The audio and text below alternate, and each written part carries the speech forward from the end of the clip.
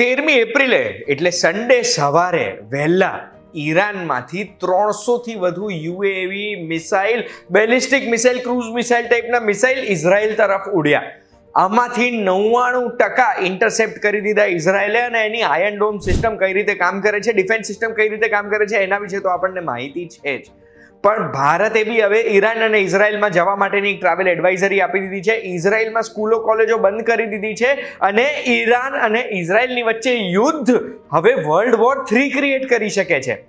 તો સવાલ એ થાય છે કે ઈરાને હિસ્ટ્રીમાં પહેલી વખત ઇઝરાયલ ઉપર ડાયરેક્ટ અટેક કર્યો છે. તો આ અટેકનું કારણ શું છે અને આનાથી હવે આગળ આપણે શું એક્સપેક્ટ કરી શકીએ, એ જો તમે જાણવા માંગતા હોય તો એના માટે ધ્યાનથી સાંભળજો. હું તમને એક વાત કહું.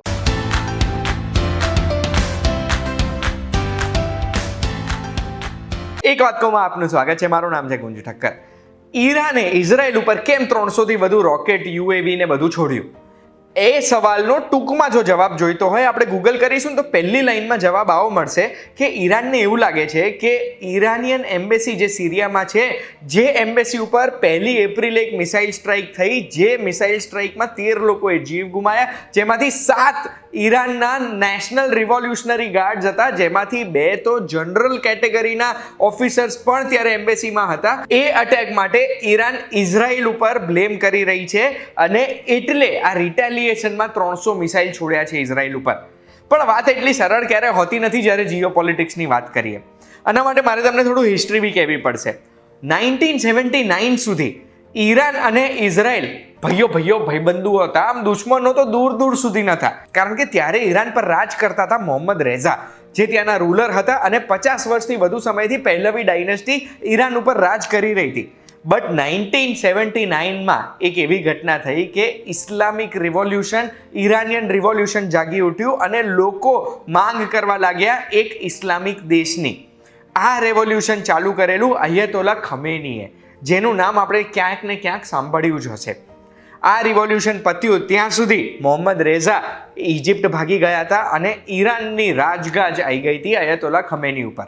જેવું ઈરાનમાં અયતોલા ખમેની અને ઇસ્લામિક રાજ થયું ત્યારે બીકોઝ ઇઝરાયલ અને પેલેસ્ટાઇન વચ્ચે ઓલરેડી ઘર્ષણ ચાલી રહ્યું હતું અને ઇઝરાયલને અરેબિક લોકો, મુસ્લિમોનો દુશ્મન ગણવામાં આવતું હતું, ઈરાને જાહેર કરી દીધું કે અમેરિકા અને ઇઝરાયલ અમારા દુશ્મન છે.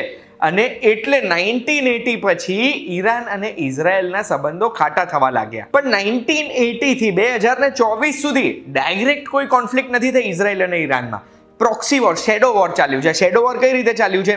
તો ઇઝરાયલે લેબેનોનમાં થોડો કબજો કર્યો, તો પછી ઈરાકે લેબેનોનમાં હુથીઝને સપોર્ટ કર્યો અને હુથી કરીને એક ઓર્ગેનાઇઝેશન ક્રિએટ કર્યું જે ઇઝરાયલીઓ પર અટેક કરે છે. આ હુતી એ જ છે જે ક્યારના લેબેનોનથી મિસાઇલ સ્ટ્રાઇક કરી રહ્યા છે ઇઝરાયલ ઉપર, મિસાઇલો લોન્ચ કરી રહ્યા છે જ્યારથી ઇઝરાયલે ગાઝા ઉપર અટેક કર્યો છે. એ જ રીતે ગાઝામાં હમાસ કરીને ઓર્ગેનાઇઝેશન છે, જે ઓર્ગેનાઇઝેશને 7મી ઓક્ટોબરના દિવસે ઇઝરાયલના સિવિલિયન્સને બંદી બનાવ્યા અને સિવિલિયન્સનો જીવ લીધો, જેના લીધે ગાઝા વોરની શરૂઆત થઈ. એ હમાસને પણ ઇનડિરેક્ટલી એવું કહેવામાં આવે છે કે ઈરાન જ સપોર્ટ કરે છે, વેપન્સ પ્રોવાઈડ કરે છે. સિરિયાના જે રાજા અસાદની રિજીમને સપોર્ટ કરી રહી છે, સિરિયામાં એક વોર ચાલી રહી છે અને એને પણ ઈરાન અને રશિયા મળીને સપોર્ટ કરી રહી છે. અને સિરિયાના રસ્તે જ આ બધા વેપન્સ લેબેનોન અને ગાઝા સુધી પહોંચાડવામાં આવે છે. હવે પાછું યાદ કરાવું, એ એર સ્ટ્રાઇક ઈરાનિયન એમ્બેસી ઉપર જે 1 એપ્રિલના દિવસે થઈ, જે આ વેપન્સ લઈ જવામાં એક બહુ જ મોટું માથું ગણવામાં આવતું હતું બ્રિગેડિયર જનરલ મોહમ્મદ રેઝા ઝેહાદી, એમનું પણ મૃત્યુ થઈ ગયું હતું આ એર સ્ટ્રાઇકમાં. અને એટલે ઈરાનને લાગે છે કે ઇઝરાયલે આ એર સ્ટ્રાઇક કરાઈ હોય. એક બાજુ ઈરાન આટલા મોટા ટેરરિસ્ટ ઓર્ગેનાઇઝેશન ઊભા કરે છે ઇઝરાયલ પર અટેક કરવા માટે, એ જ રીતે ઇઝરાયલને મોકો મળે ત્યારે ઇઝરાયલે પણ અટેક કર્યા છે, સ્ટ્રાઇક કર્યું છે, જ્યારે એમને ખબર પડે કે અહીંયાથી વેપન્સ આમ જઈ રહ્યા છે. બીજું, સ્ટક્સનેટ કરીને એક વાયરસ ડેવલપ કર્યો હતો.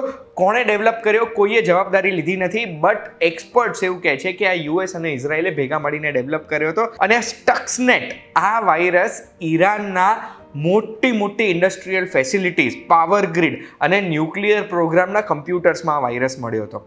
આ વાયરસનું કામ એવું જ હતું કે એક વખત એ કમ્પ્યુટરમાં લાગી જાય તો એનો બધો જ ડેટા જેણે વાયરસ લગાડ્યો છે એને પ્રોવાઈડ કરે.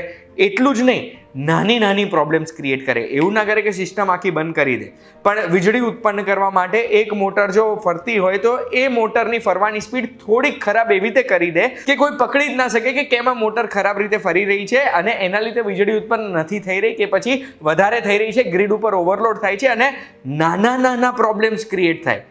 આ સ્ટક્સનેટ પણ ઈરાનને એવું લાગે છે કે ઇઝરાયલે પ્લાન્ટ કર્યો છે એમનો ન્યુક્લિયર પ્રોગ્રામને સ્લો ડાઉન કરવા માટે. બેસિકલી જે 13મી એપ્રિલના દિવસે અટેક થયો છે 300થી વધુ મિસાઇલ અને યુએવીનો, એ એક ઘટનાના લીધે નથી, એ વર્ષો વર્ષ ભેગી થતી ટેન્શનોના લીધે છે. હવે સવાલ એ થાય છે કે કઈ ટીમમાં કોણ છે? તો એ તો આપણને ખબર જ છે કે ઇઝરાયલની ટીમમાં અમેરિકા, યુકે, યુરોપના બધા દેશો છે.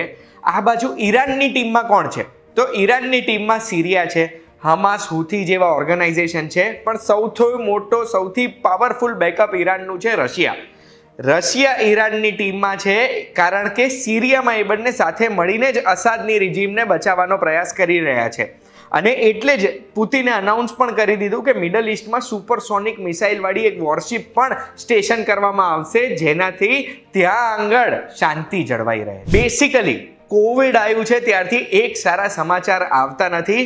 રશિયા, યુક્રેન, ઇઝરાયલ, ગાઝા અને હવે ઇઝરાયલ, ઈરાન, આ બધી ઘટનાઓ થઈ રહી છે. અને આજે અગર જો આ વિડીયો જોયા પછી ઇઝરાયલ અને ઈરાન વચ્ચેના સંબંધો તમે સમજી ગયા હોય તો બસ આવી જ વિડીયો જોવા માટે VTVGujarati.com જોતા રહેજો.